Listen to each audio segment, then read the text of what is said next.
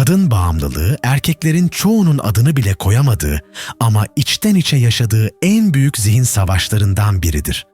Aşk zannedersin, tutkuyla karıştırırsın ama aslında olan şey kendini unutup başka birine odaklanmaktır.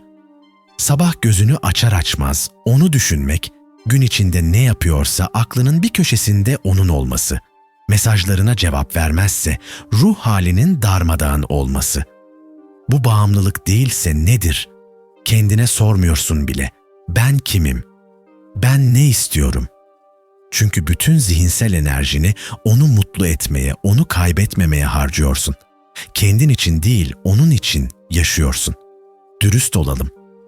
Bir kadının onayına, ilgisine, mesajına ya da onun varlığına bu kadar ihtiyaç duymak seni daha mutlu bir erkek yapmıyor.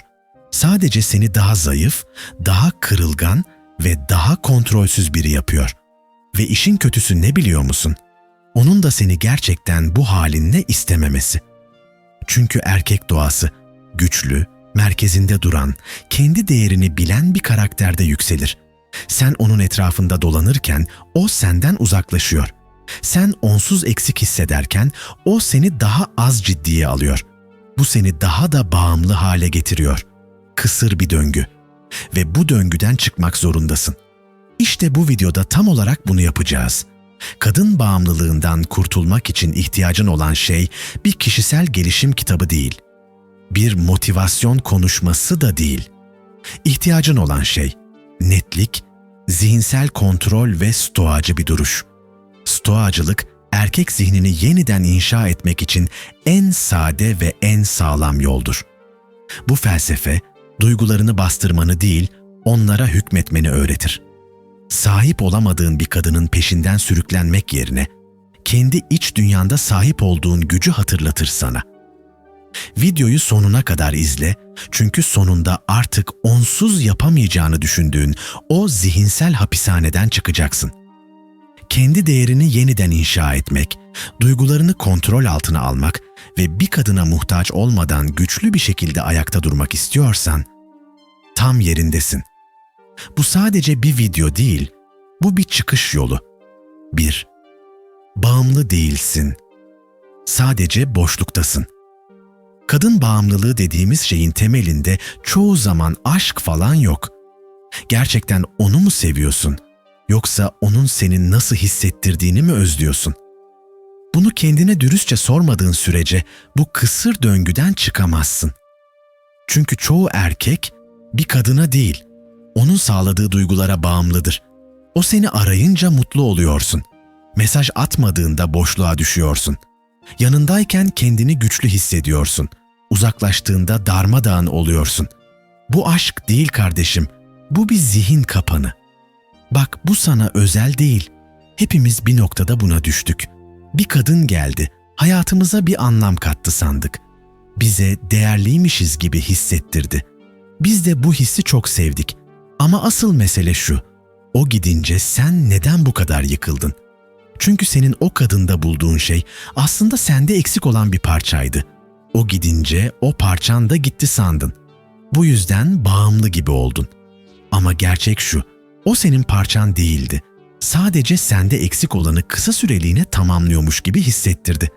Ve işte burada başlıyor mesele.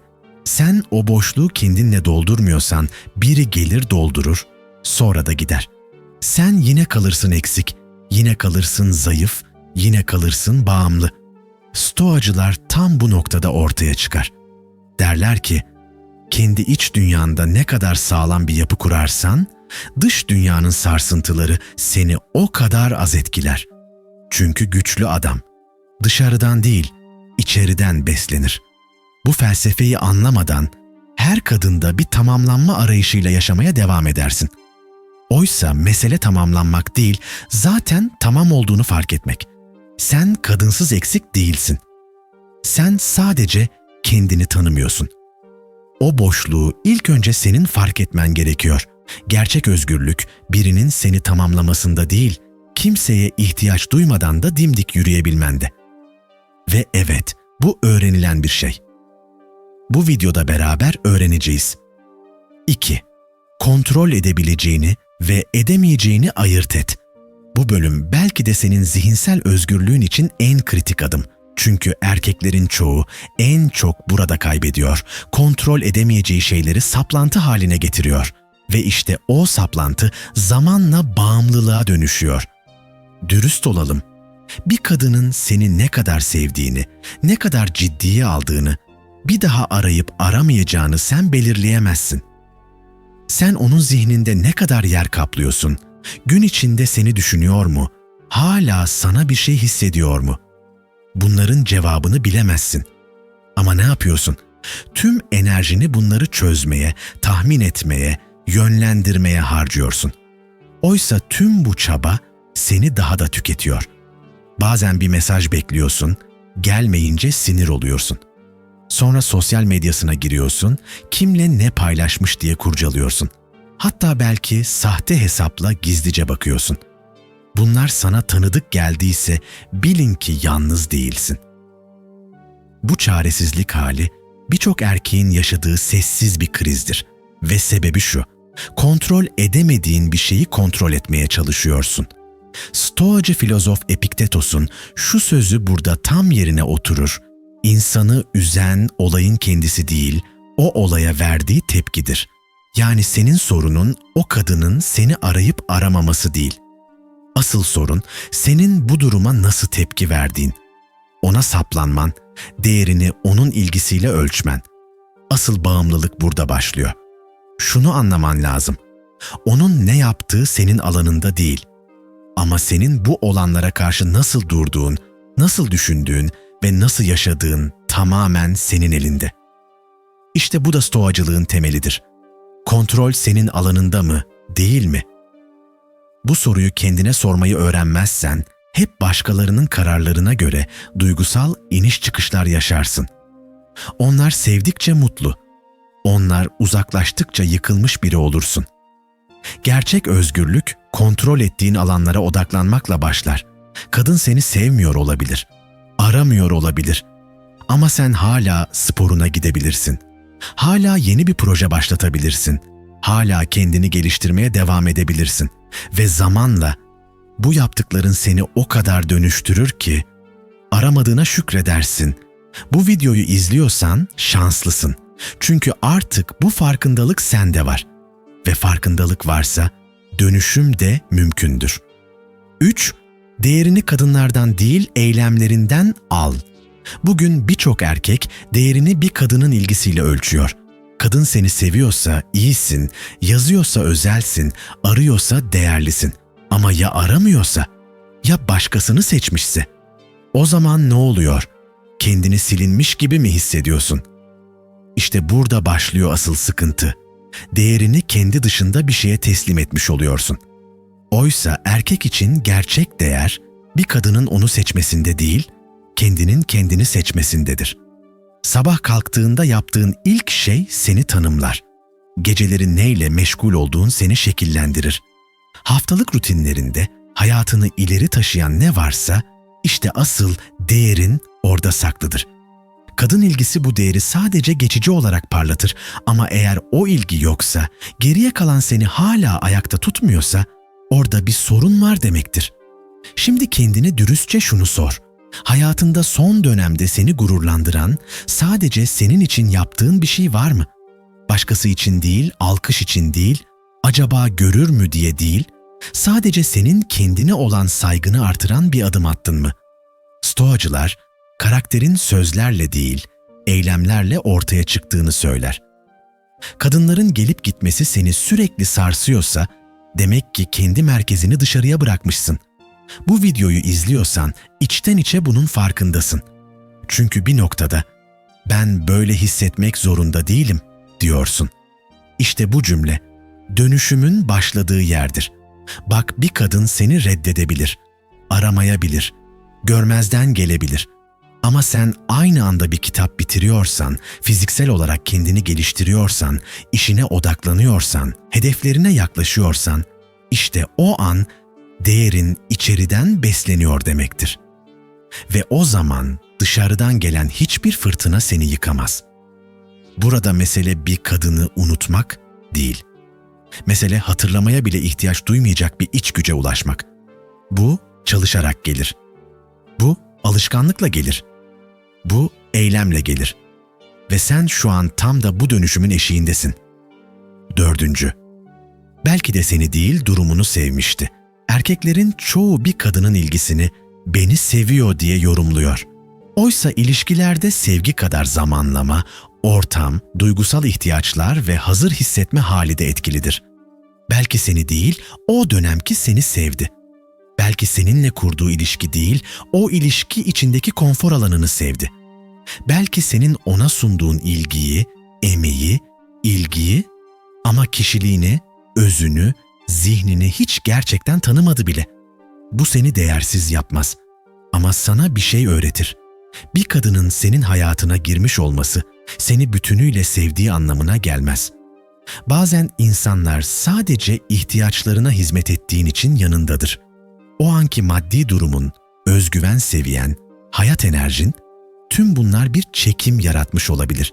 Ama bunlar değiştiğinde, yani sen tökezlediğinde ya da duygusal olarak savunmasızlaştığında o kişi seni artık eskisi gibi değil diyerek terk edebiliyorsa, ortada gerçek sevgi değil, şarta bağlı bir bağ var demektir. Bu da seni yıkmak zorunda değil. Aksine seni uyandırmalı. Çünkü bu farkındalık sana şunu kazandırır. Beni tamamen gören, anlayan ve hala kalan biriyle gerçek ilişki kurarım. Diğerleri sadece süreçtir. Şimdi burada durup bir şey düşünmeni istiyorum. O kadının seni gerçekten tanıdığını düşünüyor musun? Seninle derinlikli bir bağ mı kurdu yoksa sadece iyi hissettirdiğin sürece mi vardı?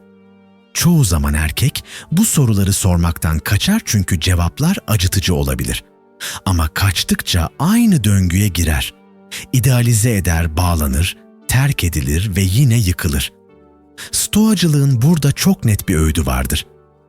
Dış dünyadaki her ilişki geçicidir ama seninle olan bağın kalıcı olmalı. Eğer sen kendinle güçlü bir ilişki kurmazsan, başkalarının seni geçici olarak sevmesi her defasında seni parçalar. O yüzden kendine şu hedefi koy. Hayatındaki insanlara değil, hayatındaki istikrara bağlan. Kadın gidebilir, iş bozulabilir, sosyal çevre değişebilir. Ama sen zihinsel bütünlüğünü kurduysan, hiçbir dış etken seni dağıtamaz.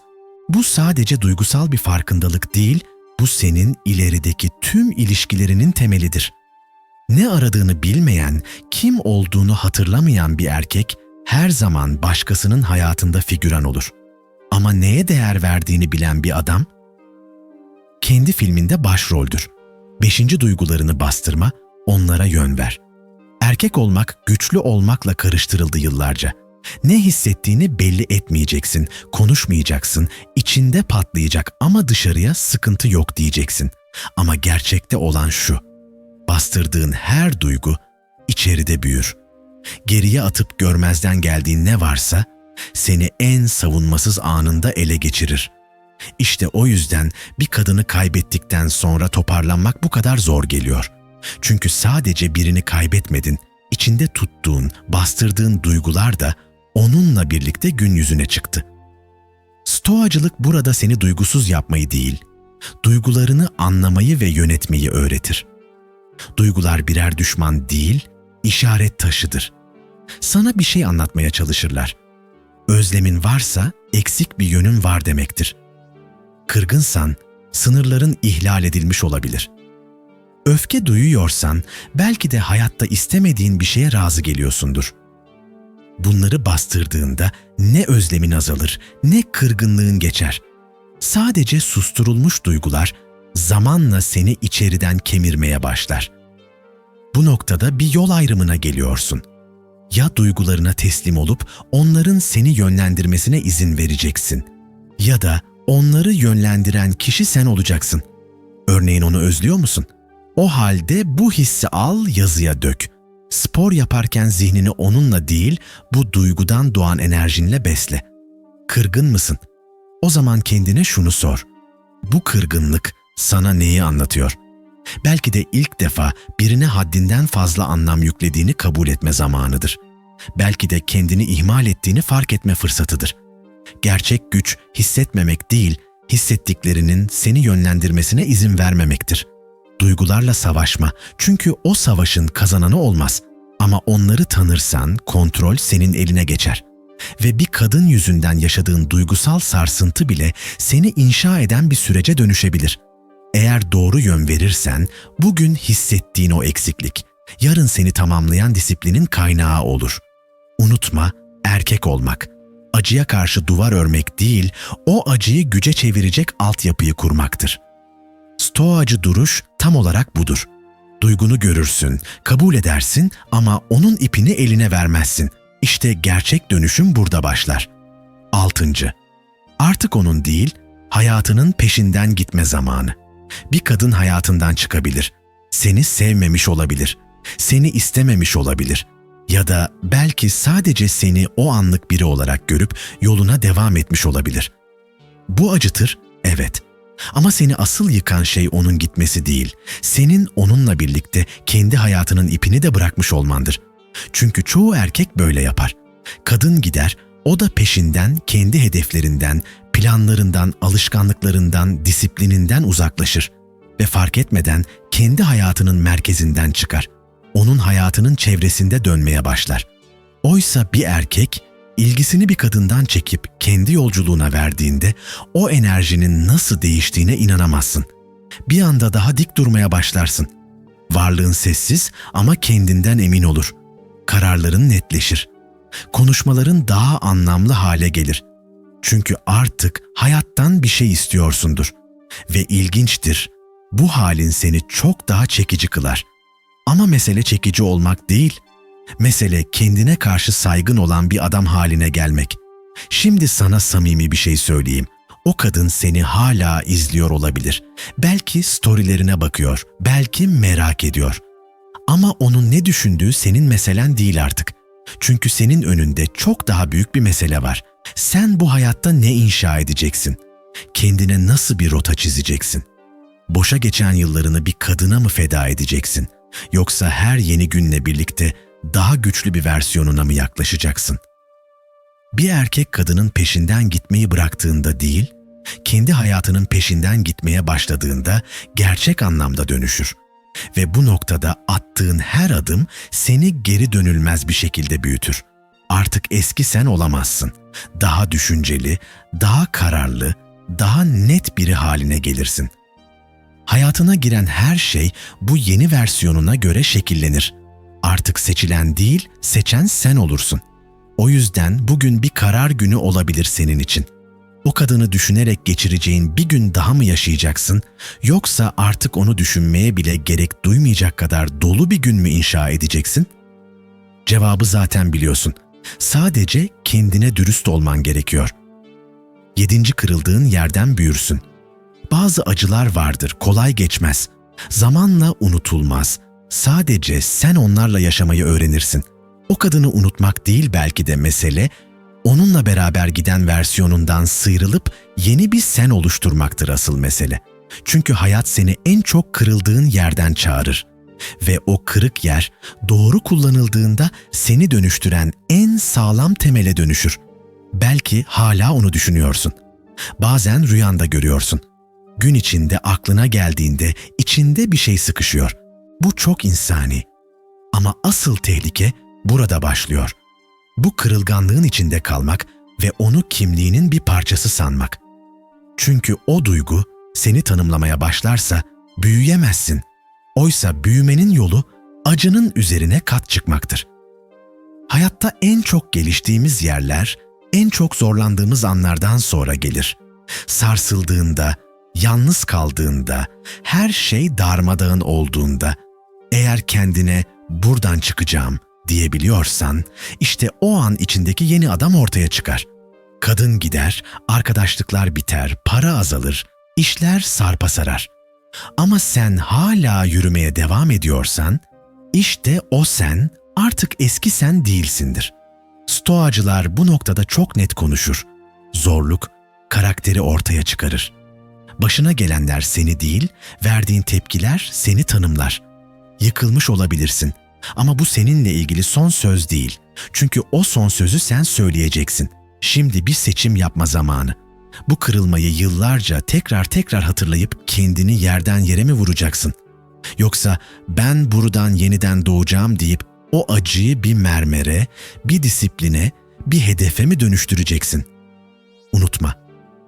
En sağlam duvarlar, en çok darbe alan tuğlalardan örülür. Ve sen bugün ne kadar yıkılmış hissediyorsan, yarın o kadar güçlü bir temele sahip olabilirsin. Yeter ki yönünü doğru yere çevir. Kadına değil, hayatına. Bu videoyu buraya kadar izlediysen bir şeyi çok net söyleyebilirim. Sen zaten değişmeye hazır bir adamsın. Çünkü hiçbir erkek 15 dakikasını, hatta daha fazlasını bir videoya vermez eğer içinde bir şeyler kıpırdamıyorsa. Bir adam kolay kolay itiraf etmez içindeki boşluğu, bağımlılığı, savrulmuşluğunu. Ama sen ettin, sessizce. Belki sadece kendine karşı. Belki kimse bilmiyor bu videoyu izlediğini. Ama artık sen biliyorsun. Artık gözünü kapatıp da geçemeyeceğin bir farkındalığın var. Kadın bağımlılığı aslında kadının kendisine duyulan bir arzu değil çoğu zaman. Asıl bağımlılık, ilgilenilmek, istenmek, fark edilmek hissine duyulan açlıktır. O his gittiğinde değil, seni ayakta tutan sahte benlik çöktüğünde darmadağın oluyorsun. Oysa gerçek değer dışarıdan gelmez. Gerçekten güçlü bir erkek, dışarıdan gelen onaya minnet duymaz. Çünkü içeride zaten bir sistem kurmuştur. Hedefleri, prensipleri, eylemleri vardır. Ve bunlar bir kadınla gelmediği gibi onun gidişiyle de sarsılmaz. Burada sana romantik motivasyon cümleleri kurmayacağım. Sen çok değerlisin, yeter ki kendini sev demeyeceğim. Çünkü sen bu sözleri defalarca duydun ama işe yaramadı. Neden? Çünkü kelimeler değil, eylemler dönüştürür. Eğer bu videoyu kapattıktan sonra yine aynı döngüye gireceksen hiçbir şey değişmez. Ama bu kez gerçekten farklı bir şey yapmaya karar verirsen, küçük bile olsa bir adım atarsan, işte o zaman dönüşüm başlar. Bak, seni anlayan bir topluluğun var artık. Yalnız değilsin. Bu kanalda senden önce de aynı yollardan geçen, aynı duygularla boğuşmuş yüzlerce adam oldu. Yorumlara bak. Onların hikayesini gör. Çünkü bu yol tek başına yürünmez ama kendi ayaklarına yürünmek zorundadır. Kimse seni sırtında taşıyamaz ama yanında yürüyebiliriz. Sana sunulan bir kadın değil, bir yön. Bu yönü seçip seçmemekse artık senin kararın. Ve unutma, seni reddeden kadın hayatını elinden almadı.